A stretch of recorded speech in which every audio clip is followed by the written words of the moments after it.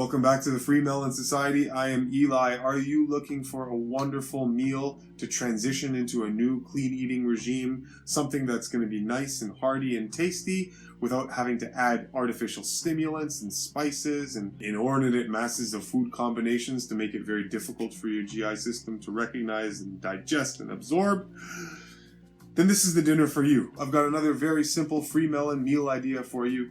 This is a garlic, vegetable, and tomato meal, and you're gonna love it if you try it. So I made this for my mom to see if it was something that was tasty and enjoyable, and sure enough it was. So all you're gonna do is you're gonna take some garlic and you chop that up, put it into the pan and saute the garlic first, okay, without any of the other ingredients. Once the garlic is nicely sauteed, you can toss in a bunch of cherry tomatoes or other tomatoes, and only keep it in the pan for just to warm up, right? Just very, very briefly. So at the end of the sauteing of those garlic pieces, you throw in some tomatoes just for maybe like 20-30 seconds or so, or a bit longer, whatever your tastes are. In another pot, you lightly steam spinach or kale or any combination of leafy green vegetables that you like. Okay, and that's it. Once you've got your lightly steamed vegetables and your sauteed garlic with mildly warmed up tomatoes, you put it all together, and what do you get? You get a wonderful, tasty, non-seasoned meal that you can enjoy in not very long at all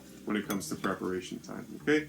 So try that meal out. For the more advanced Freemelons out there who are on their way to a fruit diet, then this is a good way to transition from your old diet of meat, cheese, eggs, and dairy, and all the other nonsense that we consider food. This is a great way to transition into a more fruit-oriented diet.